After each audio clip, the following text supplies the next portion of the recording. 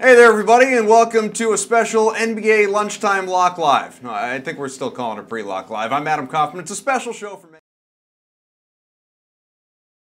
Going to happen frequently, though. It's just unique circumstances, and this is also a special treat because this guy, Alex Jankowski, is in for Hardly Hera, and mainstay Julian Edlow is here as well. What's up, guys? I've just heard so much talk of this Julian and Geoff rivalry that I want to be a part of it. I wanted to jump right in.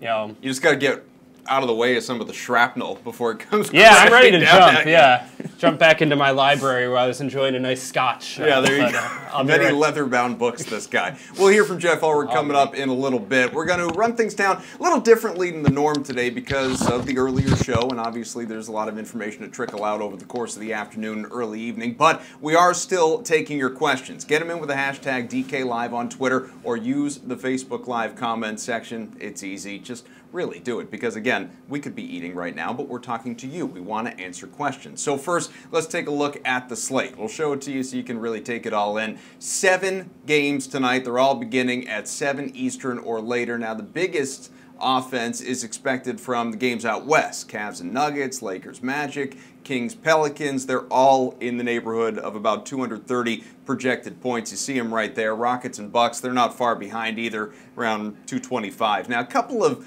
those clubs, they've been just surging, guys. Houston is averaging 114 points per game this season and looking for a 17th straight win. And New Orleans, without injured star DeMarcus Cousins, mind you, 9 wins in a row with an average, I looked this up earlier today, I could not believe it, an average of 126 points a night during the winning streak and a minimum of 118. There have been no off nights for that offense, and that's largely because of 2 men. Anthony Davis points of 38 per and 15 rebounds per, so he's just been killing it. And Drew Holiday, 25, 9, and 5 per. So these guys, both of them really have been just leading that team. These numbers are crazy, Janko.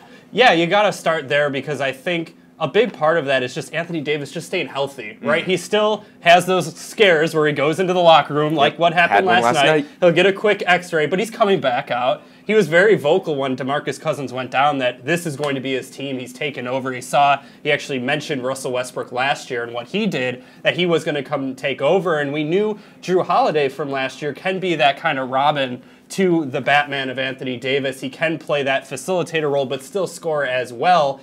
A lot more pieces this year coming into it. Cousins now with the full year, Rajon Rondo as well. But these two guys, you know, their games complement each other so well. It's just clicking on all cylinders right now. Yeah, obviously these 3 West Coast games are going to be ones with higher ownership because of these game totals. One of the games is actually my narrative later, so I don't want to tease it too much. But I think that Lakers-Magic game has a lot of potential and a lot less of the star power that the other games have with your LeBrons, your Jokic, your Anthony Davis on those sides of the matchup.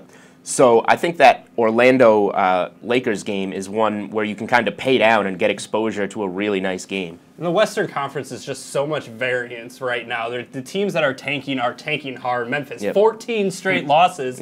But then you look at the top of the Western Conference. Good draft. Of the last 10 games for the top 4 teams, 10-0, 9-1, 9-1, 9-1. New Orleans could go to 10-0 with a win here tonight, and it's, you know, they're just feasting on these teams that are purposefully plummeting to the bottom. It is remarkable. You still have to remind yourself, at least I do, that we're talking about the Pelicans here. This is a team that, not that I expect them to be tanking, but a team that you normally in recent years you would think is kind of on the fringe of a playoff spot, not 4 or 5 in the West, and what is a very good conference for the most part as well. Now, we'll build on what Julian was just talking about in the narratives with regard to the best game to target tonight. We'll get to that in a moment. First, just want to run down some of the things that you need to know about tonight as far as injuries and that sort of thing. Now, guys who are in, Luke Kennard, Trevor Booker, both expected to play, or Booker anyway, roughly about 10 minutes in his Pacers debut. As far as guys who have already been ruled out, Brandon Ingram, Willie Cauley-Stein, Andrew Harrison, Mario Chalmers, Tristan Thompson, probable Jeff Green,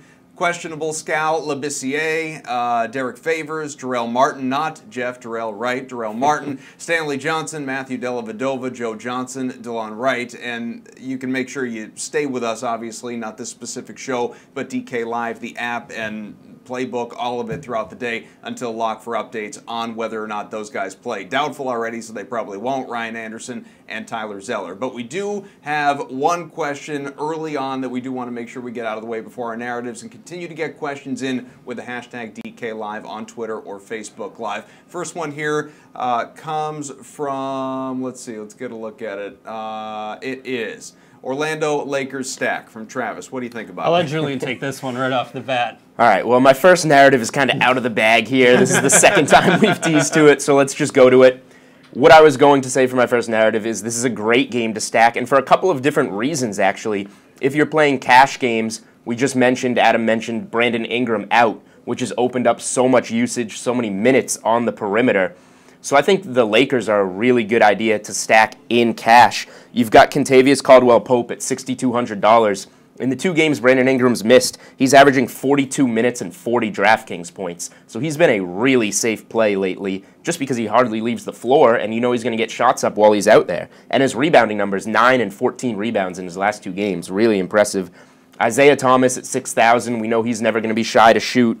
Kyle Kuzma, the guy that you would ideally think gets plugged in for Ingram, $6,100. Then you have Lonzo Ball, a little bit more expensive, $7,400. Randall, $7,800. But guys that you know are going to be out there against a really bad Orlando Magic defense. So I think those guys really safe in cash. And then on the other side, Orlando, really good GPP targets against a Lakers team that's winning, but not necessarily on the defensive end lately.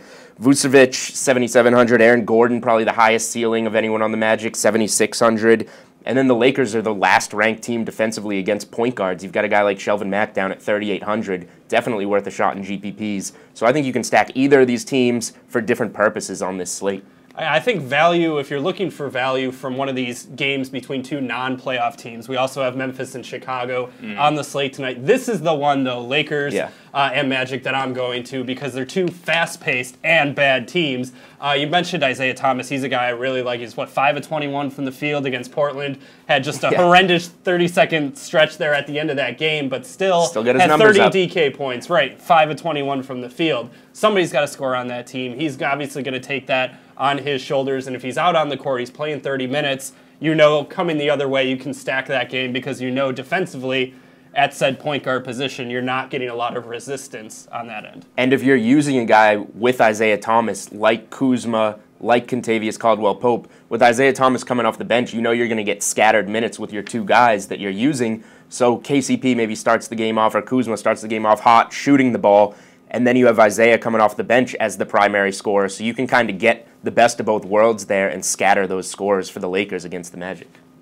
All right, so continue to get your questions in with the hashtag DKLive, and again, Facebook Live. We'll continue to take those questions. Now, cat's out of the bag a little bit with respect to narratives because that first question sort of tipped things off. Julian got his first one out of the way, so Janko, let's get your first one here. What do you have? My first one is a bounce back for Nikola Jokic tonight. I like this spot for him. Now, it wasn't enough for me to put him in the anchor necessarily spotlight that we'll get to later because I'm not sure this is a cash game play. Certainly isn't. Last 4 or 5 games, he's really kind of fallen off a cliff, but because of that, so is his price. He's down to $9,100, and he's back at home. Last 4 games were on the road. He's back now at home against Cleveland after those 4 straight. He was benched in the 4th quarter last night, so while some may look at that and say, well, that's not a good sign, I'd say, hey, he got rest. And now he'll be back tonight, home against the Cavaliers. Not a great team against bigs. I think he comes back kind of in a big way. We know what the upside is there with him. 9,100, you got 4 guys over 10K. Probably going to soak up a lot of ownership, those 4 guys, all in pretty good spots. So would help you differentiate if you want to go a little more balanced. You could have Jokic as your top guy there at 9,100, and then maybe go to a Gordon or a Vucevic.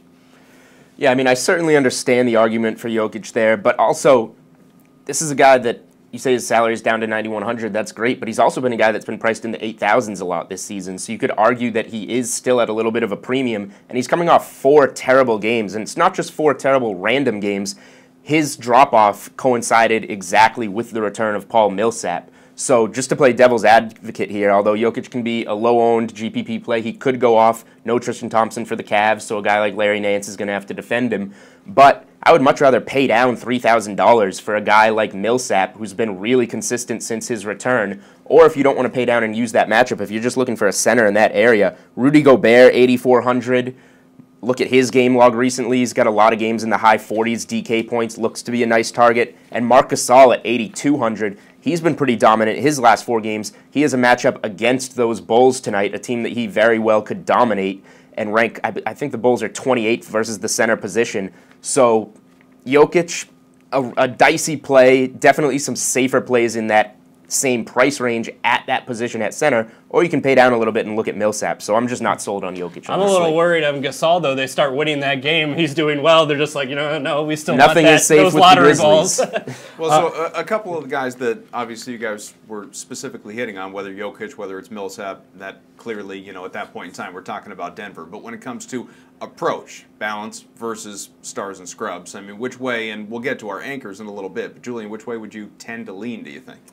Well, it's still the early going on this slate, but I don't necessarily see the type of value plays that can allow you to stack up a couple of high-priced studs on this slate. I think you're going to have to pick between one of the guys we show you in our anchor segment and then go with kind of your mid-priced values, your guys in the 6,000 or so range, and maybe get one of those cheaper guys in there that you can fit.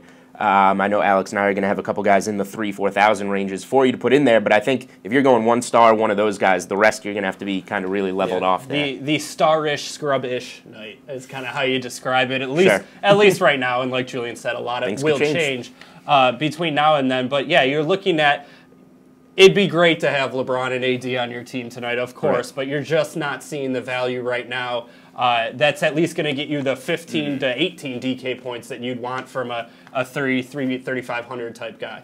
So how about your second narrative? Sure, my second narrative here, don't touch Memphis versus Chicago. I kind of alluded to it a couple times there. Look, I know that there's a lot of value opportunity there because the teams are so bad and everyone's calling guys up from the G League and things like that. But to me, the benches are too deep. We know Justin Holiday is going to be back in the starting lineup for Chicago after they kind of got the slap on the wrist or a little bit of a mention there from the NBA saying, hey, stop resting these guys. You're clearly trying to lose. So that just deepens the bench a little bit there. So who knows what those rotations are going to look like. And then also the pace of this game just isn't anywhere near you want it to be. Memphis dead last in terms of pace, whereas Chicago's a little bit middle of the road, but that just means they'll get pulled down to Memphis's pace there. So I just don't see the upside there with those types of value picks. I think if you're looking for, in a GPP specifically, you're looking to get guys with 6, 7, 8X. I don't see that coming from anyone really in this lineup. Maybe Xavier Ratan Mays, or however you say that, for Memphis, because he's so cheap and he's a scorer. We'll ask Jeff later how to say it. But that's it. Pronunciation master. I don't see this as a stackable game. A stackable game, I agree with Alex there. It is certainly not one, especially from the Chicago side. I don't want to target any of those guys because, as Alex mentioned, they got their slap on the wrist from the NBA. They're going to be playing more of their guys, so more guys means less minutes to go around. And Memphis with that pace, I'm just not interested there. But from a Memphis standpoint, I don't mind playing a Grizzly, maybe 2 in your lineup. Marc Gasol in a GPP, I think you can trust just because he has a chance to go off in such a bad matchup. He also could be limited if this game is a game that Memphis wants to pull back and not win. But with Mario Chalmers and Andrew Harrison out, somebody has to play that point guard spot for Memphis, whether it's Xavier Ratan-Mays, whether it's Kobe Simmons, whether it's Ben McLemore, who the last time we did pre-lock was a candidate to start at point guard and then didn't even play due to personal reasons. So it's kind of hard to pick out who that guy's going to be, but with those guys out of the mix and Tariq Evans still sitting, somebody has to play point guard. We just have to figure out who it is. Yeah, you guys can read the tea leaves for it. I'm not interested. I mentioned earlier, guys, too, that Derek Favors questionable. Well, he is going to play. So knowing that now, any impact for you whatsoever? Well, when we're talking about pace of play, that's the game that's even lower than Memphis-Chicago is that Indiana-Utah one. You mentioned Rudy Gobert as a guy that you really like. I mean, I'm not sure I ding too much on what Gobert could do in that game against an Indiana team that doesn't have a lot going on down low. So it doesn't change too much. I'm still not sure coming off, as questionable heading in that Favors is someone now that he's playing I'm throwing in my lineup. Yeah, I don't think this makes Favors a target at all. I also don't think it scares me away from Rudy Gobert at all. Indiana's still really weak on the inside. Gobert playing really well. So Favors wasn't a target for me to begin with. He remains off my board. Gobert, still interesting to me. Okay, I believe we have some questions. Get them in with the hashtag DKLive on Twitter or, of course, Facebook Live. As mentioned, dump them right in the comments section. We'll get them to these guys and try and get you as much analysis as we can before we're out of here coming up in a little bit. And our anchors segment will follow as well. But let's go to the first question, see what we had. Anthony Davis, is he going to be hot yet again tonight? Now, guys, I know we're going to spend some time on him in the anchor segment, naturally, but is the expectation with the numbers that I reeled off earlier, 38-15 during this winning streak, is it going to keep up? Yes. And I'll say more in my anchor segment, I guess. So Anthony Davis obviously isn't my anchor, so I'll say a little bit more here. I do expect him to stay hot. You mentioned the scoring totals for the Pelicans. It's just absolutely ridiculous. And the Kings are not a team that are going to lock you down, especially with maybe the only guy that can give Anthony Davis any trouble, Willie Cauley-Stein, out for this game. So Anthony Davis should feast. There are two causes for concern here. Here's why you don't play Anthony Davis. Number one, we know the Kings are tanking. This could be a blowout. Maybe Anthony Davis doesn't play the fourth quarter. Could shake down that way. Second of all, yes, he returned to have a huge night from that rib injury last night. But if you were watching the game, he looked to be in some serious pain. Davis, a guy kind of fragile. Maybe the Pelicans don't necessarily look to rest him, but give him a lighter workload in an easier game. So just a little bit of cause for concern there with Davis, but overall I'd say he's in a great spot once again. Yeah, I mean, obviously, like I said, I'm going to want to say too much. Save it. You don't need to tease You can save it. But just when you look at the other guys, in this the five-figure range, obviously they all bring elite upside. That's why they price the way that they are. But, talk a little bit more about LeBron and the matchup he has up in elevation in Denver. Harden coming off of the back-to-back. Giannis getting maybe a little bit, going up against the Rockets there. Maybe obviously doesn't have the recent form that Anthony Davis has. So I won't say as much, but I think Anthony Davis, from an upside perspective, I don't think anyone really touches it. Yeah, save yourself because we'll do some more. From Eric here, value lock of the night. Now, I know, I feel like these questions are just preempting all of the segments that we want to do a little bit later on, but that's okay. You're out there, you're hungry, maybe literally given the hour, and obviously setting your lineups or thinking about them. So, in terms of a value lock, where are you going to look? For me, it's on the other side of that matchup, and it's Kosta Koufos. We talked about Willie Cauley-Stein not playing. Skal right now is questionable. Obviously that will impact. Hopefully we get some more info before the slate locks on whether or not he's playing. But for a team that wants to rest their veterans, they're going to have to throw somebody out there. And the idea of Zach Randolph guarding Anthony Davis is so funny. And not to say Kosta Koufos is much better, but at 4,400, double-double, get you about, 3 games against New Orleans this year, 29.5 DK points. Take that in a heartbeat for a guy at 4,400. Top 10 in points allowed over the last week to centers. That is the Pelicans. Anthony Davis not necessarily known for his defense either. He likes to stretch a little bit more. Kosta can be down there, maybe get a couple offensive boards as well. Yeah, so my value guy on this slate, and I do like Kosta Koufos a lot just because I think he has to play in that matchup. But P.J. Tucker for the Houston Rockets, he's a guy that's 3,500. His salary has remained the same the past couple of games, despite over a 2-game span averaging 27.5 minutes and 21 DraftKings points. 21 doesn't sound like a lot, but 3.5K, you got a really cheap play here. The Rockets' forwards are very banged up. Ryan Anderson, Joe Johnson, Brandon Wright, guys that are all either questionable, doubtful, or out. So P.J. Tucker's been getting minutes. So he's a really consistent guy. And then just to throw another name at you, as we'll be going back to values later, a guy like Reggie Bullock interests me on this slate at 4,600 for the Detroit Pistons. He's been playing a really consistent role lately. And we mentioned in injuries earlier that Stanley Johnson is questionable for this game. So if he doesn't play, you would think that creates even more minutes for Reggie Bullock. So that's another guy right there that you can look at for value. Yeah, shout out to big men real quick, too, in the bargain bin. Our boy Zach Thompson over on the DK Playbook mentioned Mason Plumlee, 39, Jacob Poeltl, 38. Talk about Poeltl a little bit more. Like the Raptors as the #1 seed in the East, it surprised me to look pricing-wise where exactly their top guys are. Both guys, 7,500 for DeMar, 73, I think, for Lowry. Like they're not the ones carrying that team. Studs. It's that second unit is really good. The guys coming off the bench are just doing so much, and they're blowing teams out. So I like Toronto more in that spot again tonight. Yep.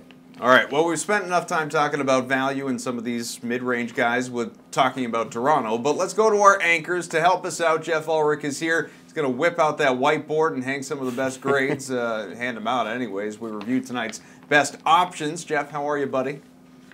I'm doing good, and I created a new hashtag for the show while you guys were talking too. So make sure you use this when you're doing your questions. It's hashtag Ed minus D minus there low. So make sure you use that. That's not where I thought you were going with the ED. To be perfectly honest with you. That's okay. I mean, there was fisticuffs going on right here in this office. Wow. It would have been an interesting approach. Okay, anchors then. Let's review some of the best options as pined over and mining the data. Our guys here at DK Live today. LeBron James, top of the slate, 11,400 in Denver, at least 53 DK points in 11 straight games. Anthony Davis, $100 cheaper than that, visiting Sacramento. We've talked about his dominance, at least 60 points in 6 of 9. James Harden, 11,100 in Milwaukee, minimum DK of 50 points in 15 of 18. Just consistently awesome during Houston's winning streak. Giannis Antetokounmpo, Greek Freak, 10,400. Other side of that matchup, and at least 50 DK points each of his last 3 games. And lastly, Andre Drummond there at 9,500. He is visiting those hot Raptors that we were just talking about, and inconsistently a little late, inconsistent of lately, I should say. Low 30s to high 50s, pretty maddeningly the last 10 games or so. He's just all over the map, this guy. To me, entirely unreliable. Maybe one of these guys likes him a bit more than I do. But let's dive into that. We'll get your perspectives. Each of you make an argument for where things should stand with an anchor, a top play to build that lineup around. And then at that point, obviously, Jeff can hand out a grade, and I feel like I already know where he's going to go with Julian. But Janko, go ahead. Yeah, I think the thing with Drummond, just to touch on that real quickly, him and Jokic, GPP only right there, that $9,500, $9,100 range, high upside, but like you said, you just really can't trust them. Blowout factor a bit there in that game against Toronto too, but I already mentioned it. It's Anthony Davis for me. He just brings so much more upside than what we see from anyone else in this price range. I mean, LeBron James actually has a losing record against Denver. I found that kind of interesting. Doesn't have a lot of games to look at the Pepsi Center in elevation, but his last one, 38 DK points, not great last year. But Anthony Davis for me, 73.75 DK points last night. Price went down $300 from last night as well. Yes, there's the injury concern, but he's gutting it out. He's playing because this team needs to win right now. Looking at where they are in the standings, that tight cluster in that middle to low Western Conference playoff picture. And then the matchup itself is just so perfect almost. You got Sacramento's second most DK points allowed on the season to the center position. Willie Cauley-Stein, the only guy who could maybe stop him, like you said. He is out. Scal, questionable. And you got Zebo and Costa Koufis, kind of flat-footed 7-footers, if that. Really can't get out there to guard on the perimeter. Going to get beat down low off the dribble by Anthony Davis. This is such a great spot, and $11,300 to me is almost a steal with Anthony Davis when you look at what he's done of late. Jeff, what do you say? Well, I mean, I got to admit, I was ready to give like a B- here to Anthony Davis, but I mean, Julian made a pretty good argument, and I like the fact he got some shots in on Julian's pick too, that Alex got some shots in on Julian's pick there too. I thought that was smooth. So I do agree with a lot of what he said. I mean, it's a great spot. There are some concerns with the injury, obviously. There is a potential of a blowout. It's a back-to-back. So that's what does have me a little bit scared. I will say this. I mean, I feel like if I'm making one GPP lineup and it's in a bigger DraftKings tournament, I would go with Anthony Davis. I feel like more people will be scared off him because of this injury thing and the back-to-back. So he's definitely got the upside tonight. There's some concerns with it. That's why he's only a B+, not like an A or whatever. But look, the matchup is there. Sacramento can play down a little bit in pace, but if this game stays close, you could see another 80 points or something like that. Well, and as we know, these grades are incredibly arbitrary, which is why I know Julian's going to eat. Julian can come out and make an A. I've been watching and learning. I knew to play to my audience. Yeah, it's a big deal. For Julian, he can come right out and have an A+ argument. He's still going to get his D-. But who do you have? Who's your anchor? Yeah, I mean, I don't know how Jeff's going to give me a D- for LeBron tonight, but he'll figure out a way to do so. For me, I'm not going to argue against Anthony Davis. What it came down to, Anthony Davis in a great spot. I mentioned the 2 negatives with him earlier, the blowout potential and the reason him getting hurt last night, playing on the second night of a back-to-back. Maybe he's limited in some fashion. With LeBron, I see only one downside, and Alex alluded to it a little bit earlier. Playing in Denver with the altitude, LeBron's a guy that's cramped up in his career. Playing in Denver, maybe that worries you a little bit. But overall, LeBron, this 11-game run that he's on has been ridiculous in terms of consistency. 53 or more DraftKings points in 11 straight with a high of 80 DK points. And LeBron's got some motivation tonight. This is a revenge game, if you will, for LeBron, losing in Cleveland to the Nuggets on Saturday night.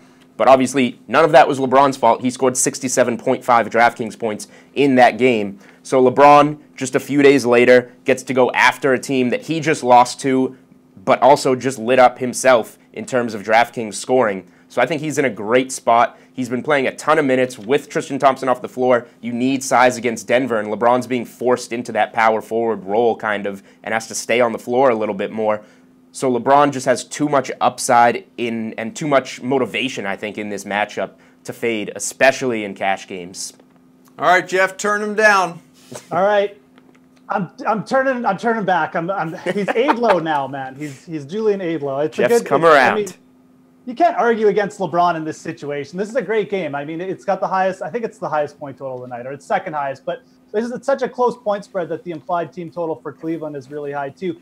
And I know a lot of people are going to get back on Larry Nance here, but Paul Millsap is back. Denver's been a bit better against the center position. I think the play is just to stick LeBron in there and go from there, because Denver should have a lot of motivation too. They dropped a really bad game last night against Dallas. I expect this to be a high-scoring game, a close one against two teams that like to put up points and aren't that great defensively. So I think LeBron is the play tonight. I would definitely lean towards him in cash games. Like I said, I think Anthony Davis, if you're making like one GPP lineup, I definitely a good argument for him. But LeBron is the A play on this slate, and I'll give Julian some props because he hit most of the main points there. It hurts to hear him giving you support, even when justified. It's better when the rivalry's on. Everybody likes a good rivalry. This just isn't the same. No, it's I mean, in wrestling, man. Like, where's Pierce when you need him to break down all the different fake rivalries that exist? We're not going to do a full value segment because things are going to change during the day. Guys are going to be ruled out, and there'll be more that are questionable or rest or guys who start surprisingly. So there are some unknowns. Admittedly, I apologize that we can't dissect that right now, but that information will be readily available for you on the DK Live app throughout the day as news breaks. You'll have the analysis.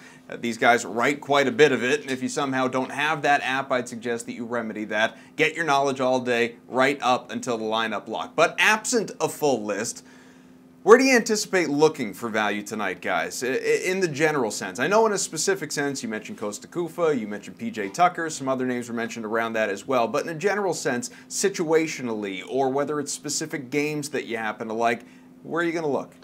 I think that's when you look at the games between two teams not going to the playoffs, right? We mentioned Lakers and Magic. We mentioned Memphis and Chicago. If we can get something concrete about Memphis and Chicago in those rotations, then I would feel a lot better. If we can get Memphis' starting point guard off the bat, I would like that a lot better. We currently don't get that, though, and for me, it's just kind of hard to say that. And I don't think we're going to get it before lock, honestly, the way that these teams have been playing. So I like to go with Costa Kufis, and I mentioned also Mason Plumlee, and I think about it too. If we don't trust Nikola Jokic, if we think that fourth quarter benching was something serious, and this will be a close game, it would behoove Denver to have some big guys out there, take advantage of the lack of Tristan Thompson, and then maybe at 3,900, Mason Plumlee, he doesn't have to do a heck of a lot there to bring back some value.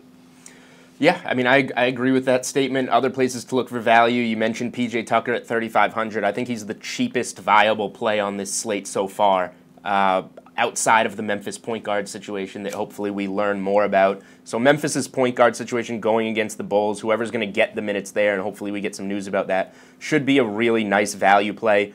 And then I think there's, so far, until we get any changing news, some really good mid-priced values to focus, and I love a lot of those Lakers, Kuzma, Isaiah Thomas, Kentavious Caldwell-Pope against a really bad Orlando Magic team, I think are all very good plays. And then Larry Nance, we mentioned at 6,300. He was on our values on Monday at 5,300.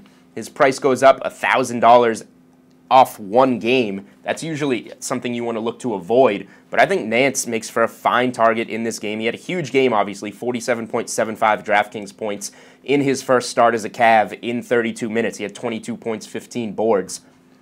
Cleveland just needs a big, so he's going to have to be on the floor against a sizable team like Denver. And although I'm not expecting that big of an explosion again from him, he's still at 6,300 is a guy that you can get 35, 40 DraftKings points from, which would mean him exceeding value. So I think Nance, along with Kentavious Caldwell-Pope, are two of my favorite mid-level values after you select whether you're going with AD, Giannis, LeBron. You can look to that price tier of just above 6,000 and start rostering some of those guys. Yeah, so Jeff kind of mentioned it, like Larry Nance is kind of the name that's being thrown out there a lot. If you feel like he is going to be chalky, do you still want to eat that chalk at 63? Do you go down maybe to Kuzma or even Millsap, a guy you mentioned earlier? Yeah, I think all of those guys are viable to, mix and match in the same lineup. My favorite of the group is KCP. I think because of his minutes lately, 42 minutes per game in the last 2 games, and his matchup against Orlando, that's my guy there. But if you want to go Millsap, Nance, and your pick of one of the Lakers there, I think that's a really nice start to your roster after your stud. Jeff, you have anything to add? I like the Memphis situation to target. I think Ben McLemore is just going to get overlooked tonight. I mean, he was playing 35 minutes per game before that weird afterlock situation. I don't even know what happened, but it was just a personal thing. So I have no reason to fade him tonight at 4,500. I think that's a great target. I probably wouldn't touch the Chicago situation. Maybe Chris Dunn is like a tournament play, but I also think that Rathan Mays, getting put into 26 minutes in your first game, he was putting up numbers in the G League too, so I don't really mind him at 3,700. Both those guys would be on my radar. And also talking about the center position, I also don't mind paying up for Clint Capella tonight. He only played like 25 minutes last night, or in the 20s versus Oklahoma City. A tough matchup. Now he gets a way better matchup, and generally when he's played lesser minutes, he's bounced back with a bigger minute game. So, like Julian was saying, if you want to get off Nance, I like Capella. Well, it wouldn't be Pre-Lock Live if I don't debate Jeff with something. So I'm going to say you can't say Ben McLemore and Xavier Rathan-Mays are both in your value plays. He got 26 minutes in his first game because Ben McLemore was unable to play. So 2 things you need to pay attention to. Whatever that personal situation was with Ben McLemore, let's try and get some clarification before lock that he is indeed going to return and it's not a multi-game absence thing, because we still have no idea what happened there. So if McLemore plays, yes, I think he's a great play. Xavier Rathan-Mays can be the play if the Grizzlies come out and say McLemore's still going to be out with whatever this personal issue is. The problem is, Julian, there's 3 guards there. There's Kobe Simmons. Kobe Simmons, I think, is a guy that regardless is going to play. If McLemore's back, Mays is going to get some run. Everyone else sucks. Like, Wayne Selden is brutal. So I don't see them not putting Rathan Mays out there for another at least 25 minutes. Like I said, he played better than Kobe Simmons last game. So he's riskier than McLemore, and I agree. Like, watch the news on McLemore, obviously, if we try and get more clarity. But I really just think it was probably a one-game thing, and they haven't said anything why he wouldn't play. So I do like targeting McLemore tonight. Obviously, watch up till lock. But. All right, we've got a handful of questions we want to get to before we do get out of here, and obviously get some final thoughts from these guys. But our first one here, I think we've spent quite a bit of time on this one, but nevertheless, just to put it out there and reiterate, one stud to own in this game. Is it going to be LeBron? Is it going to be Giannis? Is it going to be Davis? So you're going to take Davis. You're going to take LeBron. Is there anything to add? Am I missing anything? It's just one of those things when we do the show and we sit back and realize, like, we never mentioned James Harden's name, and is that going to completely come back and bite us? They're on a back-to-back, a road back-to-back, which obviously is difficult, but you look defensively at who Milwaukee has. We know Dellavedova's out. He's not going to be hounding him or anything like that. I think, Brogdon does bring a lot to the table defensively out there, but Harden's a guy, who can obviously do it all, and if Chris Paul maybe takes a little bit off because of that back-to-back situation, Harden's not a guy who's really going to take the pedal off the metal at all. So, maybe another guy you just want to look at a little bit deeper before just throwing him out of your player pool. Yeah, of the 2, obviously Chris Paul is the guy that Houston would rest a little bit more there and give some time off. Not that he's going to sit out the game, but maybe limit his minutes. Whereas Harden, an MVP candidate, is going all out for that award. He's finished second back-to-back years. He certainly has his motivation to finish this season strong. So Harden, a sneaky GPP play maybe on the second night of a back-to-back. And then Giannis going up against Houston. That can be a fast-paced game. No team has anybody that can cover him, so it's not like there's a poor matchup for him out there. So Giannis, another guy to consider if you want to go contrarian in a tournament. Yeah, you just wonder how much you want to read into, well, they're not playing another Eastern Conference team, so there's all those different kind of angles you could go on. You could also say, well, it's in a primetime game against a really good team, so he's going to want to make a statement. Yeah, a couple different ways you can go about that. Well, and as I mentioned with James Harden earlier in our anchor spotlight, at least 50 DK points in 15 of his last 18 games. Pretty impressive run. All right, let's take our next question here, guys. It is thoughts on Robin Lopez as well as Drew Holiday and just the approach to them playing tonight. What do you think? I think Justin Holiday probably. Justin Holiday. About the Bulls. Yeah, so Justin Holiday will starting. Start for the Bulls but play limited minutes most likely. And Robin Lopez is going to remain out on Wednesday's slate, but the Bulls have announced that they will play him on Friday because the league wants the Bulls to play their players. Yeah, you know, the thing with Holiday, he came out and said, well, I don't think I'm playing 35 minutes anymore, kind of jokingly, because I think he knows the conversations that have been had. But nobody on the Bulls, I mean, we've touched on that enough that, you know, they're a middle-of-the-road pace team now going to play the Memphis Grizzlies who slow everything down. There's no clear path to who's scoring the points for Chicago. It's just some guy who can stuff the stat sheet and maybe get you 20, 25 points. And Holiday's not going to be that guy. The short answer is that you can fade Holiday and Lopez for the remainder of the season, essentially. You just have to pay attention to if they're playing, how will they affect other players' roles on that given night. Okay, this one from Mark here. It looks like a Poeltl-Lyles matchup. How do we feel about that? I talked a little bit about Poeltl already, and he is definitely a guy like Lyles. You know, you could take what we talked about with Plumlee and apply it to Lyles as well, the need for a big man in what could be a close game with, you know, Jokic not being on the court for the whole 4 quarters. Right. But for me, it's Poeltl just because you're still talking about sub 4K. Doesn't have to do a lot to return value, and the Raptors have just been blowing out teams, including the Detroit Pistons, who they play tonight. Yeah. Detroit's just kind of in a free fall. They had their kind of honeymoon, if you will, when Blake Griffin came over. Really been struggling, though, of lately, just completely inconsistent from their stars, their big men down low. I like Poeltl. That whole second unit might end up playing half the game. Definitely Poeltl there.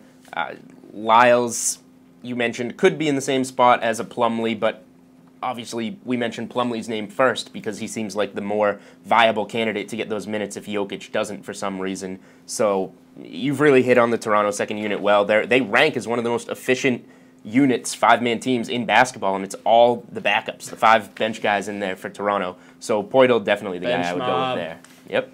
All right, last question comes to us from Luke, and that is, taking a look here, which player has at any value, the most upside, the best position? What do you think? So it could be a guy who's 3,500, maybe he's 4,700, but he's still value.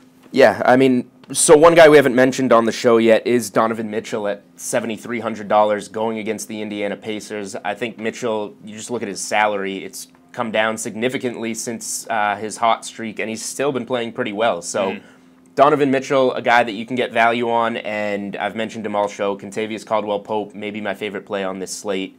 So many minutes, so much upside, such a good matchup. That's a guy I'm looking at. I'm going to stay in that matchup, though, and go with Isaiah Thomas at $6,000. Yep. If his shot can fall, which it wasn't last game, he still had 30 points. I think there's a good Imagine floor if he shoots there. 50% in that There's still game. a good floor there at $6,000 in what should be a high-paced game against a team that is equally bad. You know Yep. he's taking shots. So I think if we're looking at a X value from a guy, I think Anthony Davis has the highest upside, but from an X value standpoint, Isaiah Thomas at $6,000 could play his way into a top 10, DK point total out of anyone tonight. Jeff, you want to throw a pick in? You guys didn't even mention the big baller play, man. I mean, Lonzo Ball against the Orlando Magic. Good bounce back spot. He just got embarrassed by Damian Lillard. I'm just throwing it out there. I know he's expensive, but. Well, his dad embarrasses him every day. Nothing new. Yeah, he's used to embarrassment. That's no problem at all. That dig would feel a lot better if Sherrod were here today. Final thoughts, Jeff. Why don't you start us off? Yeah, I mean, it's a tricky slate with some of these things that are going on, and obviously the Memphis-Chicago game is something you're going to have to monitor, but I do like going value there, and then just targeting, the studs from Denver, Cleveland. That LA-Orlando game is something you got to get a piece of, whether you go risky with, like, Ball and pay up or just take Kentavious Caldwell-Pope. Yeah, I mean, there's a lot of sort of games that look interesting from a GPP standpoint, Houston, Milwaukee, but I would just take the safer plays and target those ones. Thoughts on this slate is that it's still early. Hopefully we've given you enough of the news to help you build your team, but the thing that you have to do is follow the DK Live app, and if you don't have it, download it and you'll get all the news on this slate and analysis on the guys to play. I will be on the app from 2 to 5 covering the news and giving you some of those plays. So that's a great time to download it and follow along. What a plug. I love this show. It's just become what a plug for plug. DK. Well, I mean, so early, we need to. Yeah, no doubt about it. For me, I'm leaning toward that more balanced approach. I think you lock in one of the studs like Julian mentioned. For me, it's Anthony Davis. I'm leaning more toward a GPP style lineup tonight because I really like the upside of Anthony Davis, of Isaiah Thomas, of some of these value guys. But I don't see a lot of the value guys maybe hitting that. I see a lot of good cash game value, like we mentioned, Memphis guard situation and things like that. But I think if I'm looking for the high upside guys. It's probably only one or two of the really even sub 5K guys. So for me, it's a little bit more of a balanced approach for sure. All right, well, normally I say you have time to kind of scroll through this show and review your favorite parts before lineup lock because you have like 20 minutes to work with. In the case of today, you have several hours. You can go back, you can rewatch this show multiple times if you see fit. It'd be a little creepy, but you can still do it. It'll help you, obviously, set your lineup. A lot of good questions, a lot of good insights, value anchors, all of it from these guys. Games to target, those to even potentially avoid. So again, go back, Facebook Live, you can relive all of the excitement. Pre-Lock Live will return on Friday at a regularly scheduled time of 6 o'clock Eastern just to take you right up to lock and what obviously looks to be another big Friday slate. So for Jeff, for ED Low over here, and for Janko, I'm Adam. We'll talk to you soon.